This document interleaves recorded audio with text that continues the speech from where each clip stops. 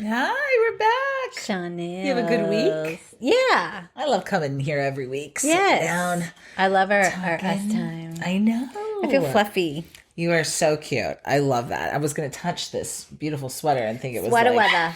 but Sweater it's weather. perfect. It's like soft. Usually when we were kids, it's like big, like Yeah. woolly stuff. I love it. Yeah. I just have 3 heartbeats in me, so I'm always warm. You must be an oven.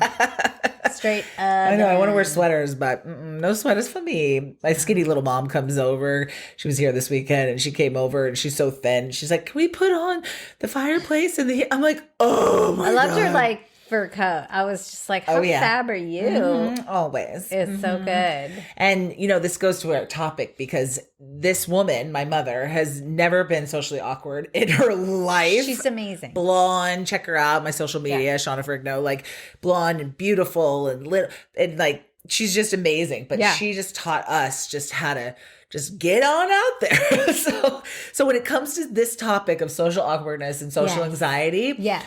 I was asking Malcolm, your husband, and I'm just like, what? Social awkwardness? Like just talking to people about social awkwardness and anxiety. I don't really have it. I don't know what it is really. I don't think, but maybe I'm trying to educate myself on it. Okay, let's start from the beginning. So there's a difference between social awkwardness and social anxiety. So the definition of what I've looked up is social awkwardness describes an alternative way of living in the world. And then social anxiety is a defined medical condition that can cause severe social impairment. Ooh. Yeah. So that is a difference. That's a difference. I didn't realize awkwardness that. is a way of living in the world, and social anxiety is a medical condition that, has severe social impairment. And, it's interesting for me because I'm like a kid at heart. I make everything about me sometimes. So, kids make everything about them. But when someone's having social anxiety or social awkward, I think it's me. I'm like, do they not like me? Is it, am I over the top? I don't think it is. I think it's how we start thinking anyway, right? As kids. Right. And then obviously if you have your own form of either of those things, you're also taught to look at yourself first before you blame other people. Right. Yeah.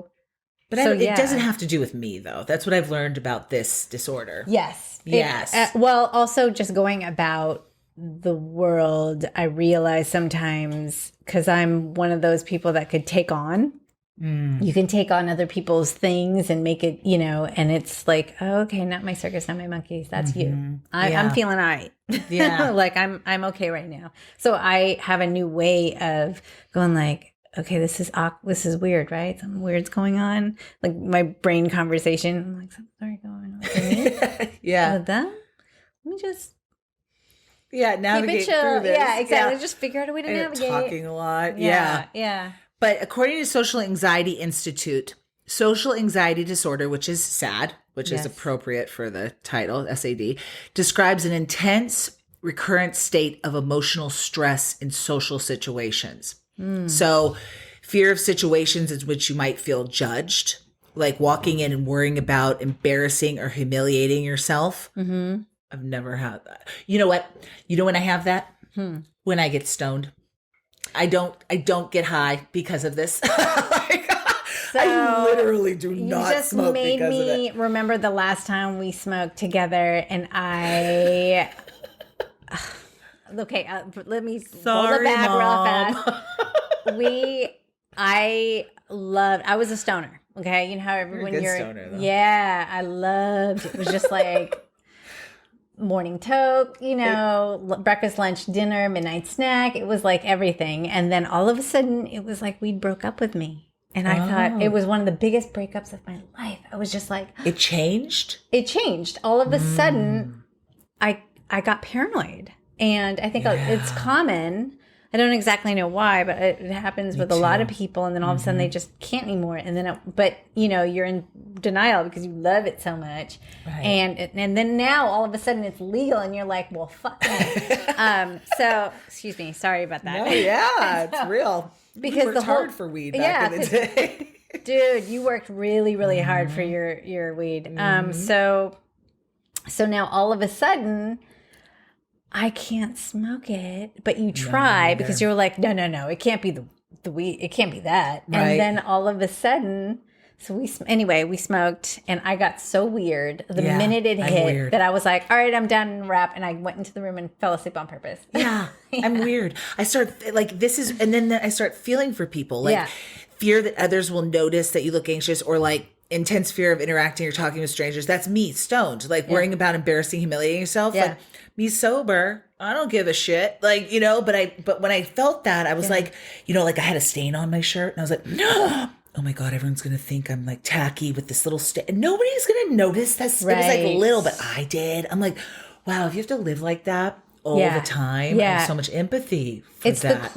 It's the closest thing I think like schizophrenia would kind of be like, if it's extreme in that way. I mean, I don't know. Like I've grown up feeling, because growing up I didn't have a lot of friends. So the closest thing I guess I could maybe awkwardness or like anxiety would be like being unsure and then feeling judged and then like feeling like I'm crawling into myself and like you know what I mean? And that happened a lot during the puberty years. Yeah. I can see that. And I think, and I had my share of mean girls. I went to an all girl school. It was like rough, but then, you learn how to navigate that, and then you get, I guess, a little bit stronger. I didn't really find friends until college. And that's interesting. I didn't know that about you. Yeah. I mean, I had friends, but it wasn't like, I have envy sometimes for people who are like, they've had best friends since they were, 4 years old or high school or even, elementary school and this and that. Like my cousins have had that. And I'm like, well, that's lovely for you. Yeah. I was dolo. Yeah. You know what I mean? It's like I saw them in school, and then when I got home, I got home. Yeah. So it's interesting. Yeah. I didn't know that about you. Yeah. Yeah. I don't know. I think I just learned, but then there could be something where when there was moments of like me feeling awkward because I was fat and made fun of as a kid, I think I took, instead of coming inward with it, of social like anxiety and awkwardness, I became a fighter. So I became more of like, fuck you. You're not going to hurt me first. I'll make fun of myself first before that. So I kind of like learned how to own the room, but then that wasn't me either. That's really good. Very aggressive. It was very a character in itself. You know what I mean? But it was, I felt as though I had more power to control an environment than this social awkwardness. Cause this to me feels really helpless, and it makes me feel sad. Yes. A little bit. Wait, so say I don't think people that are socially awkward feel sad. I'm not sure everybody out there, anybody that has social awkwardness, again, I'm ignorant to it, and anxiety. I would the other extreme to like being aggressive and kind of like, hey, this is me, everybody. Like I went to the opposite extreme. Right, because you can control. Right. But that wasn't organic either, because I was playing a part as well. Sure. Right? But like with social anxiety, it makes me feel sad sometimes when people say they're very anxious. They can't leave the house. They can't see people because of the fear of what other people think of them. Now, is that because it's a medical condition? Is that like an imbalance of like a chemical imbalance?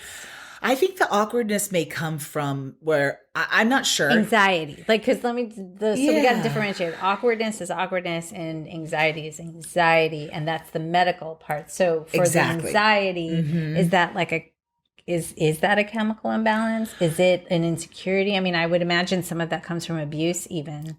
I would think so. I would think it would be trauma. And I also think I think parenting has a lot to do with it too. Because my parents always were like, you're good enough, you're good. Go walk in a room, put your head high. You know what I mean? Right. But I see a lot of parents and people that like break down their kids, and they're like, don't say that. Be seen, not heard. Don't do this. And so it kind of makes them feel awkward in a situation. When personalities are being developed, and then all of a sudden. I would think, if anybody out there, let me know. Again, we don't know. Yeah. We come at this with our stories in our life, but this is not something that I have anxiety in life. Don't get me wrong. Same. But then I try to it's manageable. Well, and also therapy and help to have tools to work around it. I've had social awkwardness. Now that you've defined it, I've had awkwardness for sure. Well, I mean, understand this. I wasn't born here. I was born in the Philippines. Right. When I came here, I didn't know English very well. Oh, yeah. So I learned English coming here. And that's a big one. Yeah. And little kids can be so mean. Oh, and so Did you ever get made fun of for being like looking different? Like fresh off the boat? For sure. Really? But I'm little, so I don't have like crazy big memories of it. It was just what it was at the time. Right. And then I become American because I'm still young anyway. So I, was raised here pretty much. And so, yeah, you have that awkwardness of being different. Like I said, I had a mean girl phase, like being treated badly by mean girls. And then, like also being kind of a loner a little bit. Like I could socialize. I know how to socialize. I know how to navigate between different groups and stuff like that. But I didn't have my own group. I didn't have my own bestie, that type of deal. When I went home, I was an only child. So there was that separation, I would say. Yeah. But the awkwardness it kind of stems from that, and just also basic puberty, growing up, trying to figure out who you are, what you want to be, what you want to do. Right. Like, I know this man, and he is like, I got to know him later on because I looked at him. I was like, do you have a problem with me? And he's like, no, I'm really fucking awkward. And I was like, oh, okay, cool. And I'd known him for so long, like, but he's not a close friend, but he comes in and out, and I see him at parties and through. And I was just like, oh my God. He's like, you have to understand. It's me. And he's like, I'm in therapy right now. I was like, oh, I love therapy. Okay. Cause and then it took me to be like, is it me? Like, what's going on? And he was like, no, let me just break it down. He's like, this is severe in my life. Because he was always awkward at making jokes and stuff. Nice man. Yeah. But just like, okay, got it. We're on different wavelengths. That's it. You know what I mean? And a little bit, and when we go to party situations. You know what I mean? Where I'm like, they're scared of being center of attention. And I walk in, I'm like, hi, everybody. But that's my defense too. You know what I mean? To kind of come in and be like, let's see what's going on, to feel the room. Here's an ask. If you did that, right, as a defense mechanism or as a tool in figuring out how to navigate a room, you would be like, I'm going to take the bull by the horns and just do it myself first so that I could take it. You know what I mean? That's what you did. Where did you feel awkward in doing that? And did that have to do with the fact that your dad was who your dad was?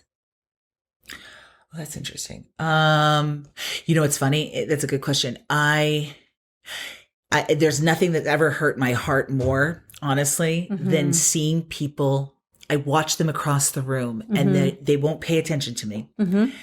And then like, I'll say hi to them. They'll ignore me. And then I watch someone tell that person who my dad is. And then I watch that motherfucker, excuse my French, I watch a motherfucker come across the room and then change with me completely. It sucks. Like, because I'm shut off completely. I'm just like, oh, really? Because I'm not the famous one, right? So they, because people that are famous, they see it just right away. Like they change right away. But when you see somebody tell and then they look over and I'm like, so maybe that's part of the control of me walking in the room. And then, I've even been known to be like, yeah, my dad does this, to just, because people are like, why do you tell? To just set the bar. Yeah. Because there's something in me that wants to feel out the environment, know what I'm coming into, because I've been hurt so many times before. It's hard when you're a kid too, in that scenario, because you still don't quite understand, but it's not great. It's not,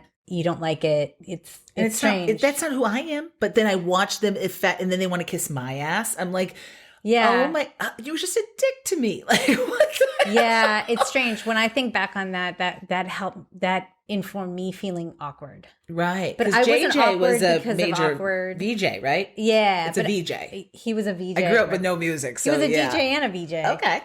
But it's not like I felt awkward. All of a sudden, I felt awkward after realizing and going like, you're doing the most right now. Like, what happened here?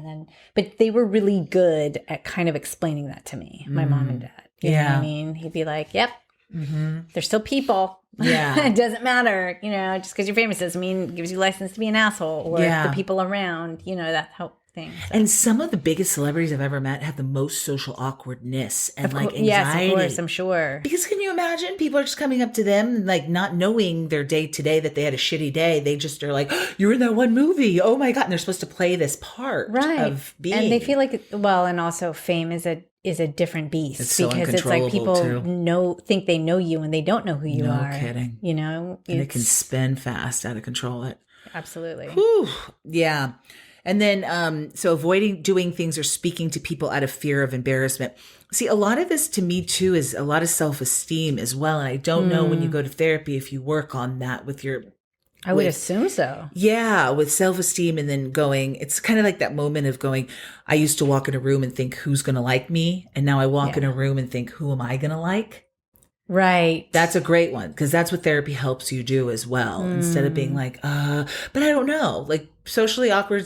Maybe people like it, but it sounds crippling to me to have this disorder. I mean, I think crippling in both ways, but the anxiety I didn't realize was, well, I mean, that makes sense to have a medical definition of what that is. Yeah. You know? Okay. So according to Mental Health America, 15 million or 7% of American adults have social anxiety disorder. That's more than 75% of people experience their first symptoms during their childhood or early teenage years, which makes sense. Social media. Oh my God. And in my brain, I was thinking like, well, what's the difference, you know, now versus then? And I realized we didn't have social media and it was already rough enough then. I don't know what these kids are going through now. I can't even imagine. Like, and they're awkward. Okay. This is another thing. And I've noticed this with a lot of kids. Yeah. They'll text, but they won't pick up the phone and have a conversation. Cause I feel like they're just like, there's a distance. Yes. There's a separation. Yeah. And I don't think that's going to help social because anxiety. then they don't learn how to feel through the stuff where we had to feel it.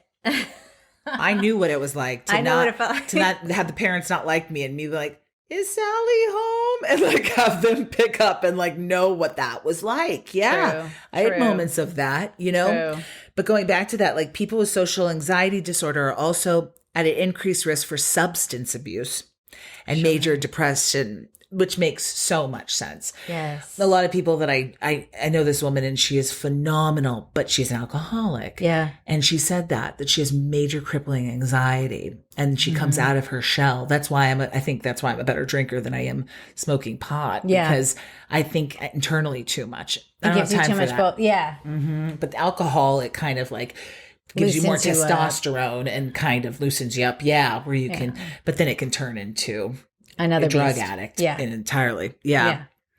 And then according to Anxiety and Depression Association of America, it affects over 40 million people 18 and older. Because I've had anxiety. Like I've had to pull the car over and like, because I wasn't coping though and dealing with what I needed to deal with. And my body was talking to me. Yeah. That's what, I mean, I had panic attacks. I remember in college and trying to figure out what that was. And it ultimately, because stress, it'll stress you. And then once you stress, the guy you were dating was awful too. He would have stressed me out as well.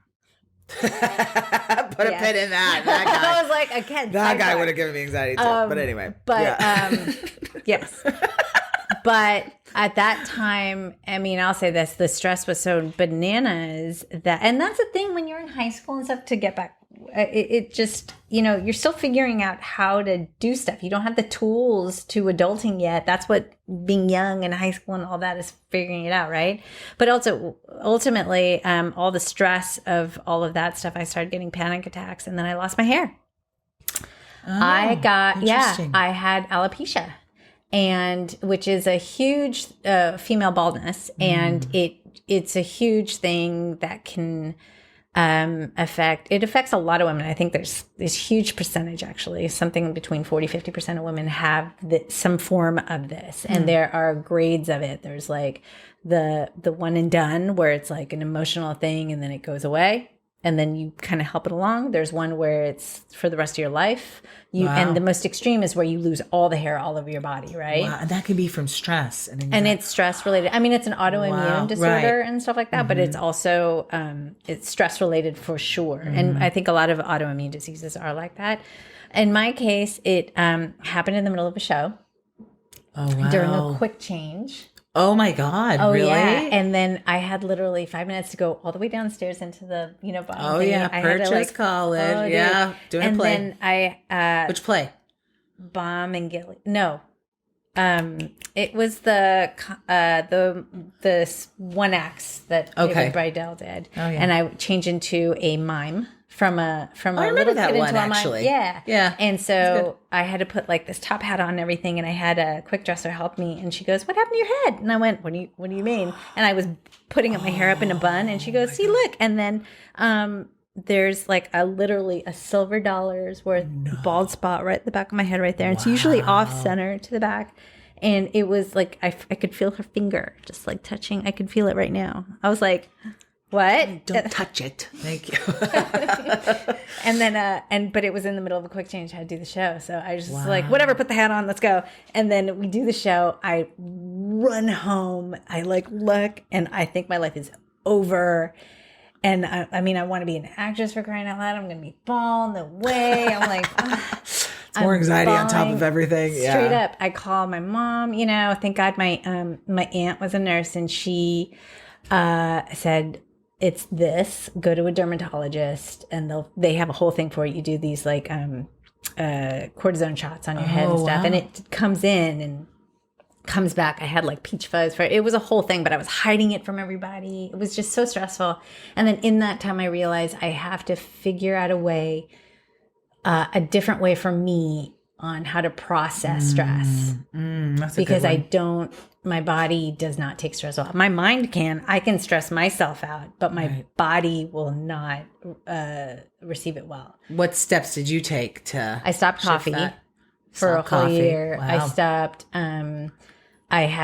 we were doing yoga anyway, so I really got into the yoga part of it, of school, and then breathing and just, learning how to let things rock, like let it go, not always, because if you're a high achiever, if you're a people pleaser, if you're like all those things, so you just have to find ways to do the tools to process that info and be like, oh, okay, it's not me, it's them, or this is how I deal with this at that time. There's also young stuff. As you get older, you let a lot of the young stuff go. Yeah. And that's been really helpful. It's the beauty of age. But but even still now, stress, if I stress too much or whatever, there's going to be, I always watch my hair fall in the shower. Interesting. Your body talks to you. Yeah. Yes. And I would say, like, with social awkwardness, like, don't go, like, try to say yes to parties or going to things, and then you can always leave, after a little bit of time. But just isolating yourself, I don't think helps at all. Or just like with stress, when you said, like, eliminate little things, like eliminate coffee, things that you can control kind of thing. And then I'm working on just shutting the fuck up when I go to parties. I'm just like... more of like, I like to listen a lot too. I'm also the one that's known to like sit there and people will be like telling me their whole life story, and I sit in the corner. And let me rephrase. Shanna will like all of a sudden hit you with like the 50 questions. I'm curious. About I'm a very life. Curious person. And she'll get down to like what happened when you were 2. I don't start that. No, it just that goes there. But like honestly, it can be a beautiful thing. Don't get me wrong. But then sometimes people, when I see them again, they're like, I'm staying the fuck away from her. Because they'll be like, what did I say to her? It's a lot. But then I think it's beautiful and I learn from it. But it's awesome. I try to hone that down now. But like now as I get older, it's funny because now I don't care so much. I'm just like, is your life good? Okay, good. All right. I'm good. Great. I don't need to know about your childhood trauma. All right. Unless we're working together. And then PTSD. That's another one.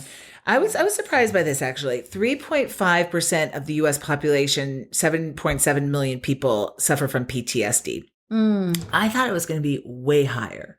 Maybe that's just people that are only talking about it. Maybe that's what's reported. Exactly. Versus what the reality is. Yeah, because because imagine, like, if something we're going to talk about, right? Later on, we're going to talk about like sexual consent or, talking about that. Yes. Women are most likely to be affected than men of PTSD. Sure. But I can't imagine, something happening. Well, things did happen, but we'll talk about that another time. But going through a trauma and then having to be in a social situation again. That must be hard. Sure, everybody has triggers, right. and people receive information, process things differently, like we were saying. So like if you were, and like we were saying earlier with anxiety, if you're like, say you were abused, or if you had, something happened to you when you were a little child, that trauma can inform itself, especially in your formative years, into something later, and you could get triggered by all of that. And or even as an adult, you could be I have trauma that I had to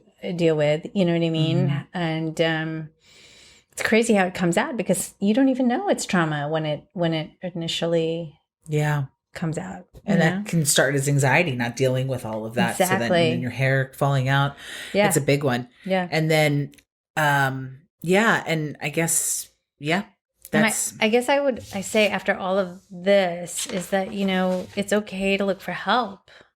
Yes. And God bless therapy and look for that. help. Yeah, therapy. And sometimes it's talking to your friend or your parent, whoever you feel like you can speak and really share with.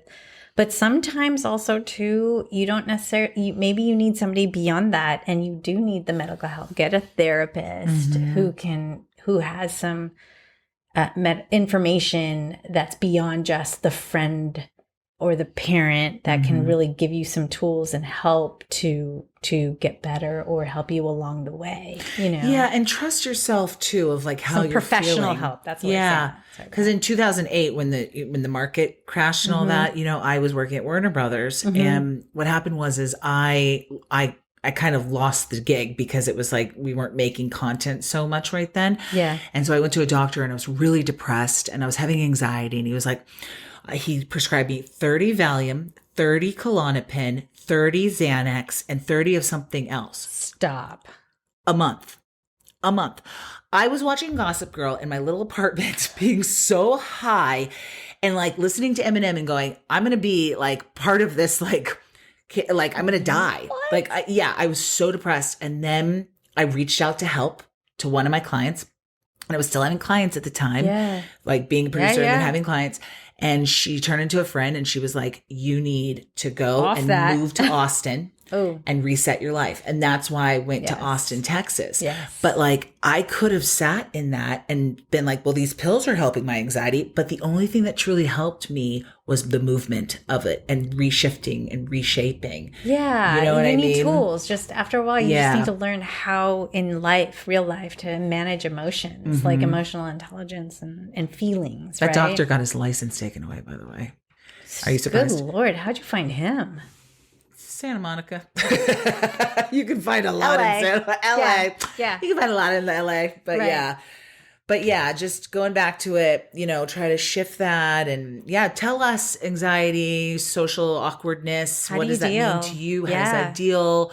Please write us, rawtalknotfood@gmail.com, on Instagram, on Facebook. We both have our Twitter. handles. Yeah, exactly. Yeah. So please reach out, because I want to learn more. I think we should talk about that some more. But I think it really affects people. There's more of a conversation around this now, just publicly being able to talk about it. It's okay. You should be able to talk about this. If someone's being weird around you, it may not be you. It may be you, but it may not be. So maybe someone, be kind to each other. I feel like everybody, especially during COVID, just be kind, because everyone's going through something that you have no idea what they're going through. That's the truth. No matter if they were worth $50 million, if they have $20 in the bank, it doesn't matter. Everyone goes through something in their life at certain points. So just be kind. Not always about you. It's a good rule. Yeah. All right. Raw talk. Love you. Love you.